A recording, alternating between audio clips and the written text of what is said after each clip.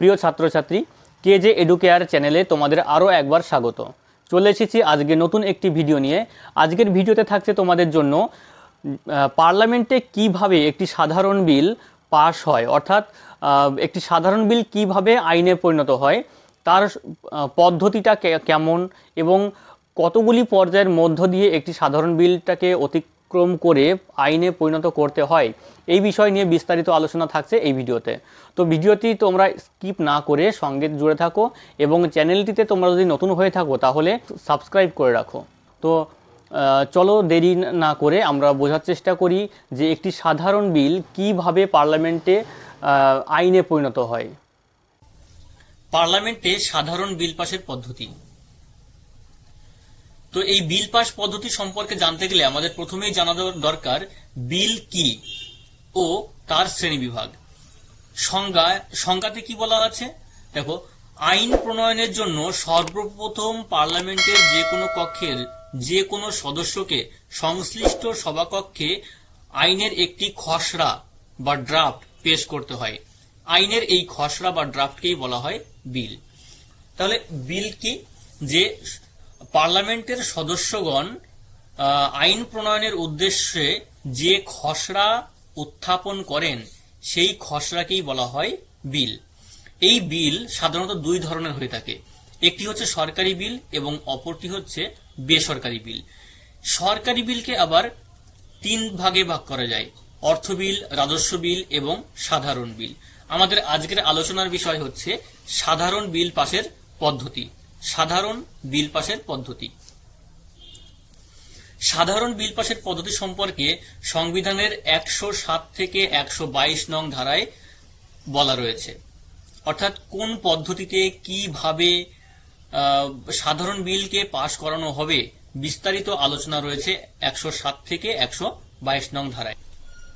এই সাধারণ বিল কে বা কারা উত্থাপন করতে পারেন, তাহলে দেখে নেওয়া যাক কে বা কারা উত্থাপন করতে পারেন। অর্থ বিল ও রাজস্ব বিল কেবলমাত্র মন্ত্রিসভার সদস্যগণ উত্থাপন করতে পারেন এবং সাধারণ বিল পার্লামেন্টের যে কোনো সদস্য উত্থাপন করতে পারেন। তাহলে বোঝা যাচ্ছে যে মন্ত্রিসভার সদস্যগণ ছাড়া সকল সদস্য সাধারণ বিল উত্থাপন করতে পারে। এবার দেখে নেওয়া যাক সাধারণ বিল কোথায় উত্থাপন করা যায়। দেখো, অর্থ বিল ও রাজস্ব বিল কেবলমাত্র লোকসভাতেই উত্থাপন করা যায় এবং সাধারণ বিল পার্লামেন্টের যে কোনো কক্ষে উত্থাপন করা যায়। তাহলে অর্থ বিল ও রাজস্ব বিল একমাত্র লোকসভাতে উত্থাপন করা যায় এবং সাধারণ বিল পার্লামেন্টের যে কোনো কক্ষে উত্থাপন করা যায়। সাধারণ বিল কিভাবে উত্থাপন করতে হয়? সরকারি ও বেসরকারি উভয় বিলের ক্ষেত্রেই উত্থাপককে সংশ্লিষ্ট সভায় অনুমতি নিতে হয়, তবে বেসরকারি বিলের ক্ষেত্রে এ ব্যাপারে 1 মাস আগে একটি নোটিশ দিতে হয় এবং সেই কক্ষের অনুমতি চাইতে হয়। অনুমতি পাওয়ার পর বিলটিকে সরকারি গেজেটে প্রকাশ করতে হয়। বেসরকারি বিল বিচার বিবেচনার জন্য committee on private members Bill and resolution বা বেসরকারি বিল ও প্রস্তাব সংক্রান্ত কমিটিতে পাঠাতে হয়। সরকারি বিলের ক্ষেত্রে এই আনুষ্ঠানিকতার কোনো প্রয়োজন হয় না। তাহলে এখান থেকে আমাদের বোঝার বিষয় কি রয়েছে যে সাধারণ বিল উত্থাপনের ক্ষেত্রে সভাকক্ষে কোনো সদস্যকে 1 মাস আগে থেকে একটি নোটিশ দিতে হয় এবং উত্থাপনের দিন কক্ষের অনুমতি চেয়ে নিতে হয়। অনুমতি যখনই উত্থাপক পেয়ে যাবেন তখন সরকারি গেজেটে এই বিলটিকে প্রকাশ করতে হয়। বেসরকারি বিলের ক্ষেত্রে উত্থাপনের সময় একটি কমিটির কাছে বিলটাকে পাঠাতে হয়, সেটি হচ্ছে committee on private members Bill and resolution বা বেসরকারি বিল ও প্রস্তাব সংক্রান্ত কমিটি। এই কমিটি যদি অ্যাপ্রুভ করে তবেই বিলটি সংশ্লিষ্ট কক্ষে বা সংশ্লিষ্ট সভায় উত্থাপন করা যায়। আর সরকারি বিলের ক্ষেত্রে এই আনুষ্ঠানিকতার কোনো প্রয়োজন হয় না। এবার চলে আসি বিল পাসের বিভিন্ন পর্যায়ে। তাহলে আমরা এখানে দেখতে পাচ্ছি যে বিল পাসের সাধারণত 3টি পর্যায় রয়েছে। বিলের প্রথম পার্ট বা ফার্স্ট রিডিং, বিলের দ্বিতীয় পার্ট বা সেকেন্ড রিডিং, বিলের তৃতীয় পার্ট বা থার্ড রিডিং। এই বিল পাশ করতে গেলে মূলত এই তিনটে পর্যায়কে বা পাঠকে অতিক্রম করতে হয় কোনো সাধারণ বিলকে। তাহলে এবার আমরা দেখে নেব প্রত্যেকটা পাঠে বা প্রত্যেকটা পর্যায়ে একটি বিলকে কিভাবে অতিক্রম করতে হয়। বিলের প্রথম পাঠ, এই পাঠে কি কি থাকছে? এই পর্যায়ে উত্থাপক সভার অনুমতি পাওয়ার পর বিলটি সংশ্লিষ্ট কক্ষে উত্থাপন করেন। এই পর্যায়ে কেবলমাত্র বিলটির শিরোনাম বা টাইটেল পাঠ করা হয়। উত্থাপক চাইলে বিলটির উদ্দেশ্য, গুরুত্ব সংক্ষেপে আলোচনা করতে পারেন, বিস্তারিত আলোচনা এখানে হয় না। উত্থাপিত হওয়ার পর বিলটিকে সরকারি গেজেটে প্রকাশ করা হয়। তাহলে প্রথম পাঠে কিন্তু দেখো খুব গুরুত্বপূর্ণ কোনো কিছুই নেই, এখানে রয়েছে যে যখন সভার অনুমতি পেয়ে যাবেন উত্থাপক বিলটি উত্থাপন করার জন্য, তখন তিনি এখানে শুধুমাত্র বিলের শিরোনামটি পাঠ করেন। কোন রকম বিলের খুঁটিনাটি পুঙ্খানুপুঙ্খভাবে বিশ্লেষণ এখানে করা হয় না। শুধুমাত্র গুরুত্ব ও উদ্দেশ্য যদি উত্থাপক চান তাহলে সংক্ষেপে আলোচনা করতে পারেন, বিস্তারিত আলোচনা এখানে কোনোভাবেই করতে দেওয়া হয় না। এরপরে এই বিলটিকে সরকারি গেজেটে প্রকাশ করতে হয়। এই গেল বিলের প্রথম পাঠ। দ্বিতীয় পাঠে কি রয়েছে? দ্বিতীয় পাঠে বিলটিকে পাশ হতে গেলে পরে যে পরিস্থিতির সম্মুখীন হতে হয় তা হলো, এই পর্যায়ে বিলের মূল নীতি ও বৈশিষ্ট্য আলোচনা ও বিতর্ক হয়, তবে বিলটির ধারা ও উপধারা নিয়ে পুঙ্খানুপুঙ্খ আলোচনা হয় না। এই পর্যায়ে উত্থাপক বিলের উদ্দেশ্য ও গুরুত্ব ব্যাখ্যা করেন। উত্থাপক বিলটি সম্পর্কে নিম্নলিখিত প্রস্তাব উত্থাপন করেন। কি বলা হয়েছে? যে বিলের মূল নীতি ও বৈশিষ্ট্য উত্থাপক এখানে আলোচনা করেন এবং এই মূল নীতি ও বৈশিষ্ট্য নিয়ে সভাকক্ষে বিতর্ক হতে পারে। তবে এই বিলের ধারা উপধারা নিয়ে যে পুঙ্খানুপুঙ্খ বিশ্লেষণ বা আলোচনা এখানে করা হয় না। এই পুঙ্খানুপুঙ্খ আলোচনা বা বিশ্লেষণ করা হয় একটি পর্যায়ে গিয়ে, সেটা আমরা পরে আলোচনা করছি।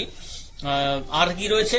বিলের উদ্দেশ্য ও গুরুত্ব উত্থাপক বিস্তারিতভাবে ব্যাখ্যা করেন।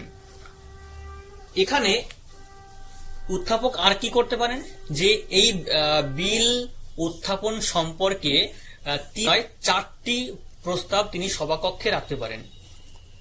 প্রথমটি হচ্ছে, একটি হচ্ছে বিলটি কক্ষে সরাসরি বিবেচিত করা হোক, অথবা বিলটিকে সিলেক্ট কমিটিতে পাঠানো হোক, অথবা বিলটিকে উভয় কক্ষের যুক্ত কমিটিতে পাঠানো হোক, অথবা জনমত নির্ধারণের জন্য বিলটিকে প্রকাশ করা হোক। এই যে 4টে প্রস্তাব, এই 4টি প্রস্তাবের যে কোনো একটি তিনি রাখতে পারেন সংশ্লিষ্ট সভাকক্ষে।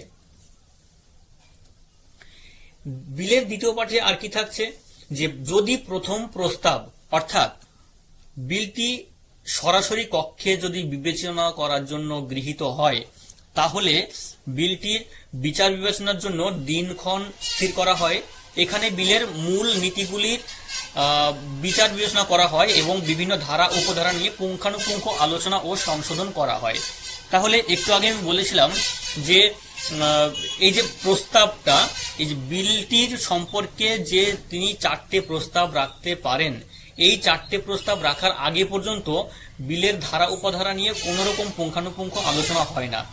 যখনই 4টে প্রস্তাব রাখবেন এবং প্রথম প্রস্তাবটি যদি গৃহীত হয়, তাহলেই আলোচনার জন্য দিনক্ষণ নির্ধারণ করা হয় এবং এই বিলের ধারা ও উপধারা পুঙ্খানুপুঙ্খ আলোচনা ও সংশোধন করা হয়। আর কি করা হয়? যদি দ্বিতীয় প্রস্তাব অর্থাৎ বিলটিকে যদি সিলেক্ট কমিটিতে পাঠানোর ব্যবস্থা করা হয়, তাহলে কয়েকজন সদস্যকে নিয়ে সিলেক্ট কমিটি গঠন করা হবে এবং বিলটিকে এই কমিটিতে পাঠানো হয়। আর তৃতীয় প্রস্তাব যদি গৃহীত হয়, অর্থাৎ বিলটিকে উভয় কক্ষের যুক্ত কমিটিতে পাঠানো হোক, এই প্রস্তাব যদি গৃহীত হয়, তাহলে উভয় কক্ষের কয়েকজন সদস্যকে নিয়ে একটি যুক্ত কমিটি গঠন করা হয়। আবার অন্যদিকে যদি চতুর্থ অর্থাৎ জনমত নির্ধারণের জন্য বিলটিকে প্রকাশ করার ব্যবস্থা করা হয় বা এই প্রস্তাব গ্রহণ করা হয়, তাহলে জনগণের মতামত জানার জন্য বিলটিকে বিভিন্ন আঞ্চলিক ভাষায় প্রকাশ করা হয়। এই ছিল বিলের দ্বিতীয় পাঠের একটি অংশ। এই বিলের দ্বিতীয় পাঠের মধ্যেই রয়েছে আরো দুটি পর্যায়, একটি হচ্ছে কমিটি পর্যায় এবং অপরটি হচ্ছে রিপোর্ট পর্যায়। রিপোর্ট পর্যায়টি আমরা এর পরে আলোচনা করব। চলে আসি কমিটি পর্যায়ে। কমিটি পর্যায়ে কি করা হয়, যে সিলেক্ট কমিটি বা যুক্ত কমিটিতে বিলটি পাঠানোর ব্যবস্থা করা হলে সংশ্লিষ্ট কক্ষ গঠন করা হয়। কমিটি গঠন দুবার লেখা হয়ে গেছে। কমিটি গঠনের জন্য উত্থাপক সদস্যদের নাম সুপারিশ করেন। স্পিকার বা চেয়ারম্যান সংশ্লিষ্ট কক্ষের সভাপতিকে নিযুক্ত করেন। এখানে সংশ্লিষ্ট বিলের ধারা উপধারা নিয়ে পুঙ্খানুপুঙ্খভাবে বিচার বিশ্লেষণ হয়। এছাড়াও যাবতীয় তথ্যাদি সংগ্রহ করে এই কমিটি। এই কমিটি বিলের মূল উদ্দেশ্য এই নীতি পরিবর্তন করতে পারে না, তবে প্রয়োজনে সংশোধনের সুপারিশ করতে পারে। তাহলে কমিটি পর্যায়ে কি কি কাজ করা হয় ওই বিলটির ওপর? বিলটিকে যদি সিলেক্ট কমিটিতে অথবা যুক্ত কমিটিতে পাঠানোর ব্যবস্থা করা হয়, তাহলে সেই কমিটি গঠন করা হয়। এবার গঠন করার সময় বিলের উত্থাপক তিনি কমিটির সদস্য কারা কারা হবেন সেই সদস্যদের নাম সুপারিশ করেন এবং এই সদস্যদের মধ্য থেকে স্পিকার, লোকসভার ক্ষেত্রে স্পিকার এবং রাজ্যসভার ক্ষেত্রে রাজ্যসভার চেয়ারম্যান সংশ্লিষ্ট কক্ষের অর্থাৎ ওই সিলেক্ট কমিটি অথবা যুক্ত কমিটির সভাপতিকে নিযুক্ত করেন। ঠিক আছে, এখানে কিন্তু এই বিলের ধারা উপধারা নিয়ে কোন রকম বিচার বিশ্লেষণ হয় না, শুধুমাত্র যাবতীয় বিলটি সম্পর্কে যাবতীয় তথ্যাদি সংগ্রহ করা হয়। এবং আরেকটা কথা আমাদের মনে রাখতে হবে যে এই কমিটি বিলটাকে বিচার বিশ্লেষণ করার সময় বিলের উদ্দেশ্য ও মূল নীতি পরিবর্তন করতে পারে না, তবে যদি বিশেষ প্রয়োজন হয় কোনো অংশের সংশোধনের জন্য সেই সংশোধনের সুপারিশ করতে পারেন কেবলমাত্র। এরপর চলে আসি রিপোর্ট পর্যায়ে। রিপোর্ট পর্যায়ে রয়েছে নির্দিষ্ট সময়ের মধ্যে সংশ্লিষ্ট কমিটিকে উত্থাপক কক্ষে রিপোর্ট পেশ করতে হয়। কমিটির চেয়ারম্যান রিপোর্টটিকে সভায় পেশ করেন। কমিটির রিপোর্ট বিচার বিশ্লেষণের জন্য গৃহীত হলে সভায় রিপোর্ট বিচার বিশ্লেষণ করা হয়। এরপর সংশ্লিষ্ট কমিটির প্রয়োজন শেষ হয় এবং কমিটি ভেঙে দেওয়া হয়। তাহলে কমিটির রিপোর্ট পর্যায়ের তেমন কোনো ভূমিকা নেই, শুধুমাত্র রিপোর্টটা পেশ করা হয়, এটাই হচ্ছে এদের মূল কাজ। তো একটা নির্দিষ্ট সময় বেঁধে দেওয়া হয়, এই নির্দিষ্ট সময়ের মধ্যে সংশ্লিষ্ট কমিটিকে হয় সিলেক্ট কমিটি অথবা যুক্ত কমিটি সেই সংশ্লিষ্ট কমিটিকে নির্দিষ্ট সময়ের মধ্যে উত্থাপক কক্ষ অর্থাৎ যে কক্ষে বিলটা উত্থাপন করা হয়েছে সেই উত্থাপক কক্ষে রিপোর্টটা পেশ করতে হয়। আর এই রিপোর্ট পেশ করেন কে? কমিটির চেয়ারম্যান এই রিপোর্টটিকে পেশ করেন। এবার এই কমিটির রিপোর্ট বিচার বিশ্লেষণের জন্য যদি গৃহীত হয় তাহলে সভায় রিপোর্টটি বিচার বিশ্লেষণ করা হয়। তাহলে রিপোর্ট পেশ করলেই যে সেটা গৃহীত হবে এমন নয়, কিন্তু রিপোর্টটা যদি গৃহীত হয় তবেই তাদের রিপোর্টটা বিচার বিশ্লেষণ করা হবে সংশ্লিষ্ট কক্ষে। এবার যদি গৃহীত হয়ে যায় এবং বিচার বিশ্লেষণও হয়ে যায় কমিটির রিপোর্ট, তাহলে রিপোর্ট এই সংশ্লিষ্ট কমিটির প্রয়োজন শেষ হয়ে যায় এবং এই কমিটি তখন ভেঙে দেওয়া হয়। তো এই হচ্ছে দ্বিতীয় পর্যায়। কমিটির সুপারিশক্রমে বিলটির বিভিন্ন ধারা উপধারা নিয়ে বিচার বিশ্লেষণ ও সংশোধন করার পর ভোট গ্রহণ শেষ হলেই বিলের দ্বিতীয় পাঠের সমাপ্তি ঘটে। তো এই হচ্ছে দ্বিতীয় পাঠ। দ্বিতীয় পাঠের মধ্যে আমরা দেখলাম কমিটি পর্যায় এবং রিপোর্ট পর্যায় দ্বিতীয় পাঠের মধ্যেই অন্তর্ভুক্ত। এবার চলে আসি বিলের তৃতীয় পাঠ বা অন্তিম পাঠ। তৃতীয় পাঠে রয়েছে এই পর্যায়ে বিলের সামগ্রিক বিচার বিবেচনা করা হয়। ধারা উপধারা নিয়ে আলোচনা চলে না। বিলের গুরুত্বপূর্ণ সংশোধনের প্রস্তাব করা যায় না। শুধুমাত্র শব্দগত ত্রুটির জন্য সংশোধনের প্রস্তাব করা যায়। এখানে বিলের সামগ্রিক অনুমোদন বা বর্জন করা হয়। আংশিক অনুমোদন বা সংশোধনের কোনো সুযোগ নেই। বিলটি সংখ্যাধিক্য ভোটে গৃহীত হলে স্পিকার বা চেয়ারম্যান সেই মর্মে একটি শংসাপত্র দেন। এইভাবে বিলের তৃতীয় পাঠের সমাপ্তি ঘটে।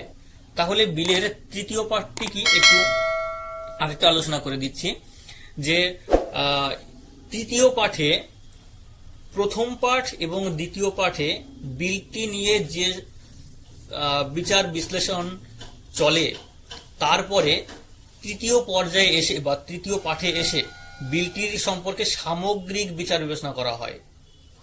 এখানে মনে রাখতে হবে, এখানে ধারা উপধারা নিয়ে কোনো রকম আলোচনা হয় না বা কোনো গুরুত্বপূর্ণ সংশোধনেরও প্রস্তাব করা যায় না। কি সংশোধনের প্রস্তাব করা যায়? যদি শুধুমাত্র শব্দগত ত্রুটি থাকে তাহলে সেই শব্দগত ত্রুটির জন্য প্রস্তাব করা যেতে পারে, কিন্তু কোনো গুরুত্বপূর্ণ সংশোধনের প্রস্তাব করা যায় না। আচ্ছা, এখানে বলা হয়েছে যে ধারা উপধারা নিয়ে কোনো আলোচনা চলে না। কেন চলে না? কারণ অলরেডি এই ধারা উপধারা নিয়ে পুঙ্খানুপুঙ্খ বিশ্লেষণ অলরেডি হয়ে গেছে দ্বিতীয় পর্যায়ে, এবং গুরুত্বপূর্ণ সংশোধন এটাও আগের পর্যায়ে হয়ে গেছে। তাই মাইনর কয়েকটি সংশোধন বা যেমন শব্দগত ত্রুটি, এই সংশোধনগুলো এখানে প্রস্তাব করা যায়। আর আরেকটা কথা এখানে বলা যায় যে বিলের সামগ্রিক অনুমোদন বা বর্জন করতে হয়। অর্থাৎ এইবার এই পাঠে এসে, তৃতীয় পাঠে এসে হয় বিলটিকে গ্রহণ করা হোক পুরোপুরিভাবে, আর না হলে পরে পুরোপুরি বর্জন করা হোক। আংশিক অনুমোদন বা আংশিক সংশোধন করা হোক, হ্যাঁ, এই সুযোগ এখানে নেই।